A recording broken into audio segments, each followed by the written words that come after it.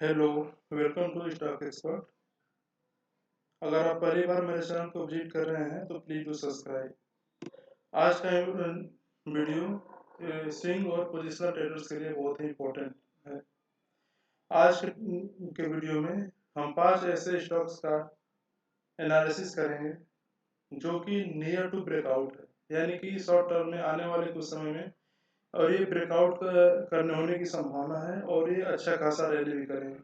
आज का हमारा पहला स्टॉक है टिप्स म्यूजिक। टिप्स म्यूजिक का अगर हम चार्ट के एनालिसिस करें तो देखें कि ये अपने बेरिश ट्रेंड के बाद काफ़ी गिरावट होने के बाद ये गिरावट जो है लगभग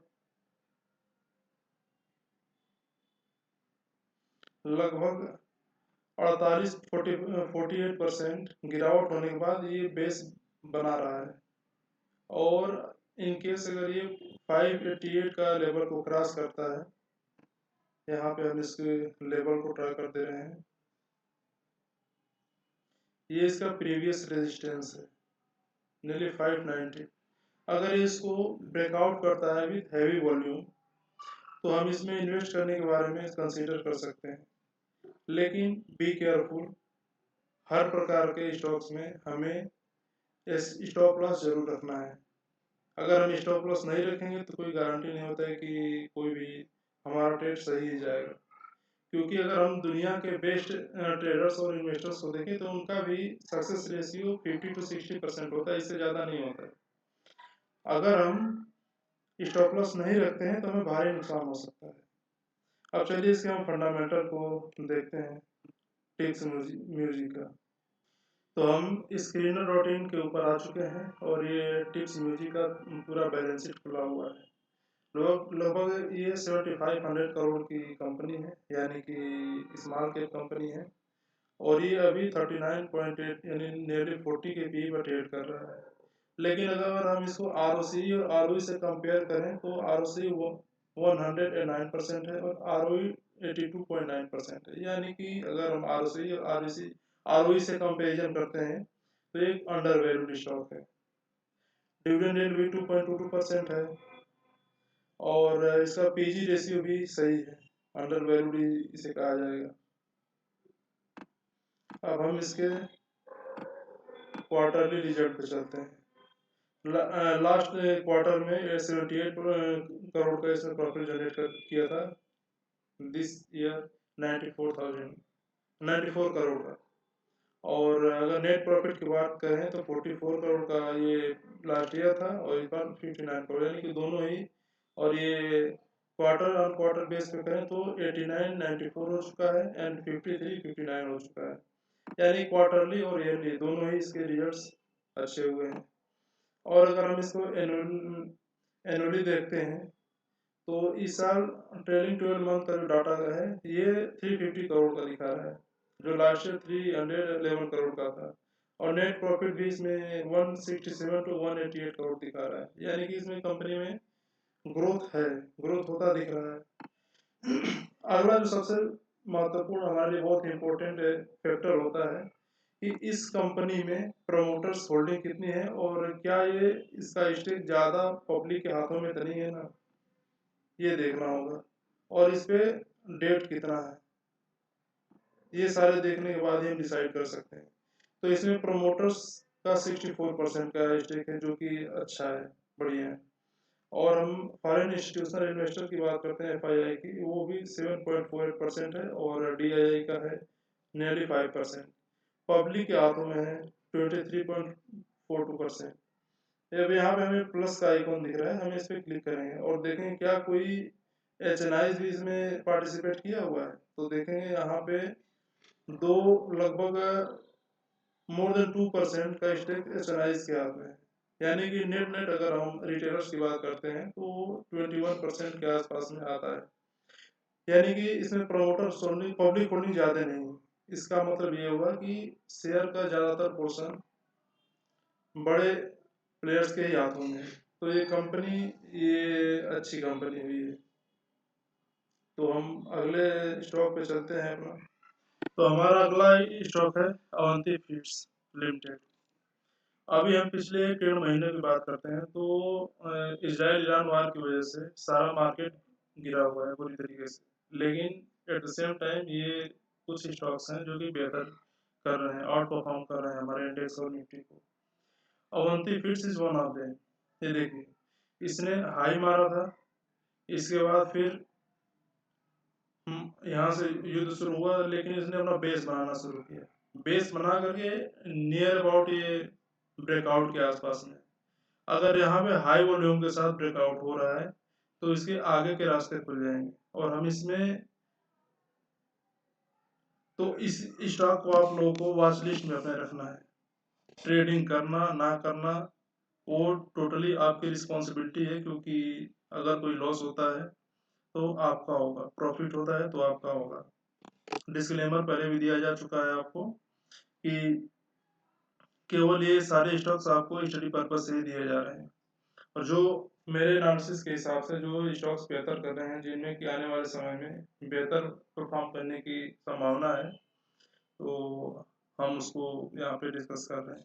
अगर यहाँ पे हाई वॉल्यूम के साथ अगर ये ब्रेकआउट करता है तो हम इसको स्टडी कर सकते हैं, अपना पोजीशन साइजिंग कर सकते हैं, पोजीशन बना सकते हैं इसमें। अब चलिए हम इसको स्क्रीनर आर्टिन पे फिर चल के देखते हैं।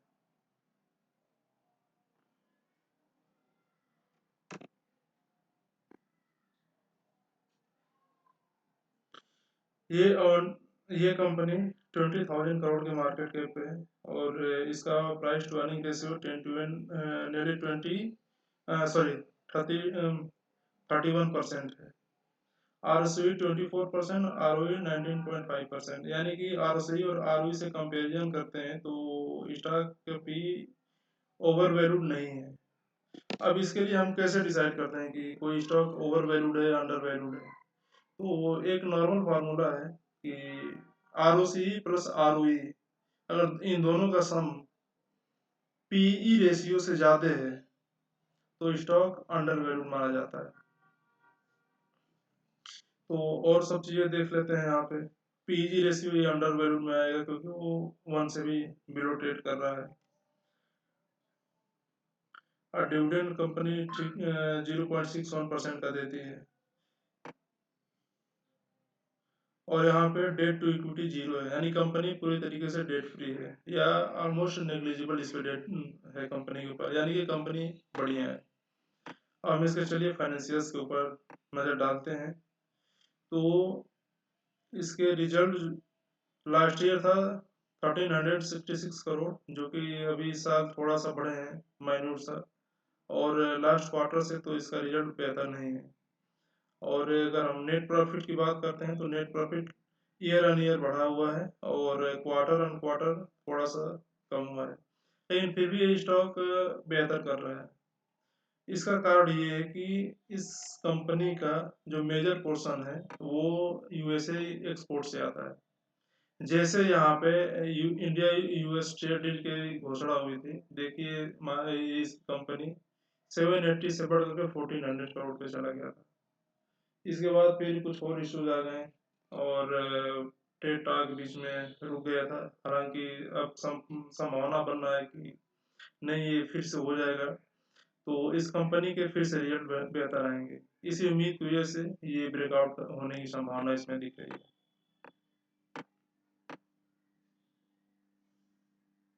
और अगर हम एनुअली बात करते हैं तो लास्ट ईयर से थोड़ा सा स्लाइडली इसका प्रॉफिट भी 1500 करोड़ से 5900 करोड़ है, और नेट प्रॉफिट 557 से टू 675 करोड़ का जंप है, यानी कि नेट प्रॉफिट में जंप अच्छा खासा हुआ है, होने की संभावना इस साल।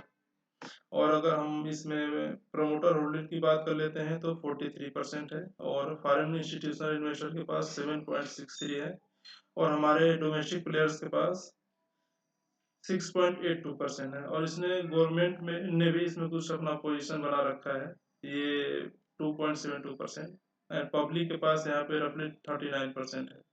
इसमें अच्छी बात ये है कि पब्लिक की होल्डिंग ये पिछले 3 क्वार्टर से लगातार गिरी है, यानी कि पब्लिक से बड़े प्लेयर्स शेयर अपने पास एक्यूमुलेट कर रहे हैं। इसका मतलब ये हुआ कि अगर बड़े प्लेयर शेयर खरीद रहे हैं तो कंपनी अच्छी मानी जाती है, और उसमें रैली भी आने की संभावना रहती है। और यहाँ पे अगर नंबर ऑफ शेयर होल्डर्स की बात करते हैं तो ये देखिए, ये भी लगातार गिरते जा रहे हैं। 142, 136, 126, 21, 121, 116, ये बढ़ते गिरते ही जा रहे हैं। यानी कि छोटे रिटेल प्लेयर्स को हटा करके उसका शेयर बड़े प्लेयर्स अपने हाथों में ले रहे हैं। और अगर हम इसको प्लस के आइकॉन पे क्लिक करते हैं तो देखिए एक बड़ा ग्रुप है ये इसने ऑलरेडी 24% लेकर रखा है। यानी कि हम जैसे रिटेल प्लेयर्स के हाथ में केवल 15% का स्टेक है। यानी कि कंपनी फंडामेंटली इसमें कोई इशू नहीं है, केवल इंडिया यूएस में ट्रेड पैक्ट। तो हमारी जो अगली कंपनी है वो ये डाटा पैटर्न है। चलिए इसके चार्ट को हम समझने की कोशिश करते हैं। यह डिफेंस से रिलेटेड कंपनी है और ये इसका जो रेजिस्टेंस है वो ये लेवल है और ऑलमोस्ट अपने रेजिस्टेंस लेवल पे ही खड़ी है। ये देखिए, अगर यहाँ पे कंपनी बेस बना रही है, इसने फर्स्ट अटेम्प्ट किया, सेकेंड अटेम्प्ट, और अगर यहीं पे टाइम पास करके या थोड़ा सा डाउन आकर के कंपनी फिर से ऊपर ब्रेक करती है तो ये कंपनी इसके ब्रेकआउट सफल होने की संभावना ज्यादा है, क्योंकि ये डिफेंस की कंपनियां हैं और इस समय जब जब वार शुरू होता है तो डिफेंस कंपनियां बेहतर करती हैं, अक्सर ऐसा देखा गया है। और डिफेंस कंपनियों को हमारे गवर्नमेंट का भी सपोर्ट है इस समय पिछले कुछ सालों से लगातार बना हुआ है। तो ये भी कंपनी इसको कंसीडर कर सकते हैं। और चलिए हम इसके फंडामेंटल चेक करते हैं।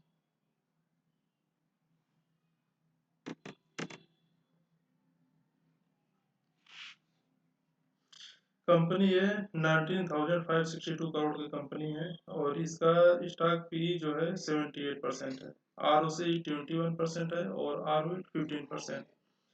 इस कंपनी के सिनेरियो में अगर हम बात करते हैं तो ROCE और ROE काफी कम है कंपेयर टू स्टॉक पी, यानी कंपनी जो है अंडर वैल्यूड तो नहीं है। अब इस कंपनी में अगर हमें ट्रेड करना है या इन्वेस्ट करना है तो काफी हम लोग कॉशियस होकर ही ट्रेड करें तो बेहतर है, क्योंकि ये कंपनियां अगर ब्रेक डाउन होती है, अगर आपका ट्रेड गलत हो जाता है तो आप टाइमली आप एग्जिट कर लें, अदरवाइज इसमें आपको लंबे समय तक आप फंसे रह सकते हैं या बड़ा पोर्शन आप अपने पैसे मनी का गंवा सकते हैं। तो चलिए इसमें भी देखते हैं आगे का इनका रिजल्ट्स क्या है। एक पहले तो एक कंपनी करती क्या है, ये डिफेंस और एरोस्पेस में काम करती है। हमारे जितने भी इलेक्ट्रॉनिक्स एरोस्पेस के इसमें सभी कंपनियां काम करती हैं।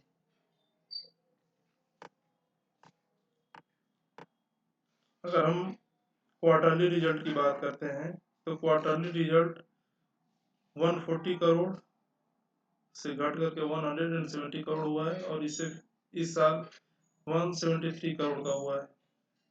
और इसका जो पैटर्न है वो दिखा रहा है कि ये कंपनी साइक्लिकल है, क्योंकि मार्च क्वार्टर की हम बात करते हैं तो मार्च क्वार्टर दिसंबर क्वार्टर से बेहतर रिजल्ट है, सेम इसमें भी है। यानी कि नेक्स्ट क्वार्टर जो मार्च क्वार्टर आने वाला है रिजल्ट कुछ ही दिनों में, तो इसमें बेहतर रिजल्ट होने की संभावना है। क्योंकि अगर हम जहाँ पे देखिए ये 2022 की बात करते हैं 112 करोड़ से बढ़ करके 185 करोड़ का हो गया। नेक्स्ट ईयर 140 से 182 करोड़ हो गया। 24 की बात करें तो 170 टू 396 करोड़ हो गया। तो हो सकता है कि अगर इसी पैटर्न को फॉलो करता है तो 170 से काफी ज्यादा रिजल्ट आ सकते हैं अगले साल। शायद यही कारण हो सकता है कि कंपनी ब्रेकआउट की तैयारी कर रही हो। अब इसमें मेन बात क्या है वो तो बड़े प्लेयर्स ही जानते हैं, हम नहीं समझ सकते। अगर हम यहाँ पे ईयरली की बात करते हैं तो 520 से बढ़कर के 708 करोड़ और 976 करोड़ की ट्रेलिंग 12 मंथ की पॉसिबिलिटीज है। और अगर हम नेट प्रॉफिट की बात करते हैं तो इसमें भी ग्रोथ दिख रहा है। अब हम चलते हैं इसमें शेयर होल्डिंग पैटर्न के ऊपर। तो प्रमोटर्स की होल्डिंग 42% है और फॉरेन इंस्टीट्यूशनल इन्वेस्टर हैं 12.47 और डोमेस्टिक इन्वेस्टर्स हैं 11.68%। लेकिन इसमें प्लस पॉइंट ये है कि FII ने भी पिछले एक क्वार्टर में अपना लगभग 1% का स्टेक बढ़ाया है और DII ने भी 1% से ज़्यादा का स्टेक बढ़ाया है और ये सारा स्टेक पब्लिक से लिया गया है। मतलब कि कंपनी बुल रन की तैयारी कर रही है, शायद से ऐसा होता दिख रहा है।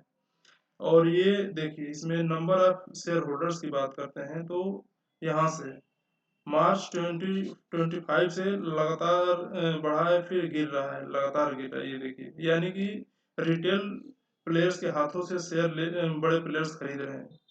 तो ये कंपनी बेहतर है, करने की संभावना है। हमारा अगला शेयर है ग्लेनमार्क।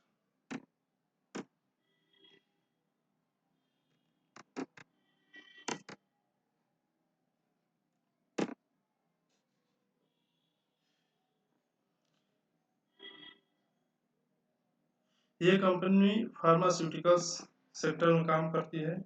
इसका भी देखिए सेम पैटर्न है, पूरा मार्केट गिरा हुआ है लेकिन ये भी अपने लाइफ टाइम हाई की तरफ बढ़ती नजर आ रही है। और इसका ये मेन 22 और 90 का लेवल अगर ये तोड़ करके ऊपर जाता है तो संभावनाएं बनती हैं कि इसमें हम रैली कर सकता है। यहाँ पे देखिए इसने एक नया बेस बनाया है, इसको हम कप एंड हैंडल पैटर्न भी कहा जाता है अगर हम टेक्निकल पैटर्न की बात करते हैं। और इसमें हम टारगेट कैसे डिसाइड करते हैं कि ये जो लंबाई होता है इतना ही ऊपर टारगेट इसका बनता है। चलिए इसको हम देखते हैं कितना होता है इसमें। ये देखिए 480 478 रुपीज का इसमें टारगेट है, यानी कि अपसाइड जो टारगेट इसका दिख रहा है वो 20% का है। तो इसको हम कंसीडर कर सकते हैं। चलिए आइए हम इसके फंडामेंटल को देखते हैं।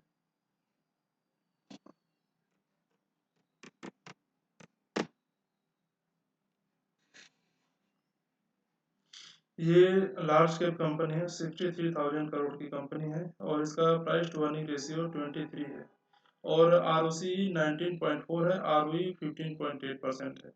यानी कि अगर ROE से अगर कंपेयर करते हैं तो ये स्टॉक अंडर वैल्यूड है। और डेट टू इक्विटी रेशियो 0.13% है। इसका मतलब ये होगा अगर कंपनी के पास कैश रिजर्व 100 रुपए के पड़े हैं तो उसके कंपेरिजन में 13 पैसे का है इसने कंपनी ने डेट ले रखा है। तो अब चलिए इसके हम रिजल्ट्स के ऊपर देखते हैं। कंपनी ये लास्ट ईयर दिसंबर क्वार्टर से इस दिसंबर क्वार्टर में 3300 करोड़ से बढ़ करके 3900 करोड़ हो गया है। But at the same time ये last quarter on quarter basis पे इसके सेल्स गिरे हैं। और सेम चीज अगर हम कंपेयर करते हैं नेट प्रॉफिट 348 करोड़ से 403 करोड़ हो गया है और इसका net profit quarter quarter basis पर भी गिरे हुए हैं। तो इसको हमें ध्यान में रखना है। और अगर हम एनुअली बात करते हैं तो 1200 करोड़ यहाँ पे 14 में 2024 में थोड़ा सा गिरा है, इसके बाद बढ़ा है और फिर इस साल भी बढ़ करके आने की संभावना है। और अगर हम यहाँ पे बात करते हैं नेट प्रॉफिट की तो 2024 में ये लॉस में गई थी पहली बार और फिर 1047 करोड़ और वो भी प्रॉफिट नॉर्मली उतना ही है। अभी तक के हिसाब से देखें तो प्रॉफिट में कुछ खास जंप नहीं है।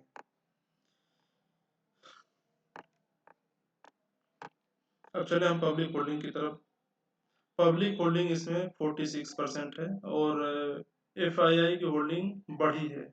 लास्ट ईयर की तुलना में मोर देन 1% ये स्टेक इंक्रीज किए हैं फॉरेन इंस्टीट्यूशनल इन्वेस्टर। ये गुड साइन इस कंपनी के लिए। एट द सेम टाइम हमारा डोमेस्टिक प्लेयर्स ने इसमें थोड़ा सा स्टेक कम किया है, ये हमारे लिए सेटबैक है। और फिर भी अगर हम देखें पब्लिक के पास कितना कंपनी का शेयर है, तो वो 13.7% है। ये बहुत ही जस्टिफाइड है। फिर अगर हम देखें इसमें, तो ठीक है, इसमें कुछ खास एस जिसमें बचे नहीं है, वो भी 13.70%। ये एक बहुत अच्छा नंबर है। यानी कि इस कंपनी के मेजर स्टेक हैं वो बड़े प्लेयर्स के पास ही है। और यहाँ देखें लास्ट ईयर से काफ़ी investors, number of share holders में ये कम हुए हैं।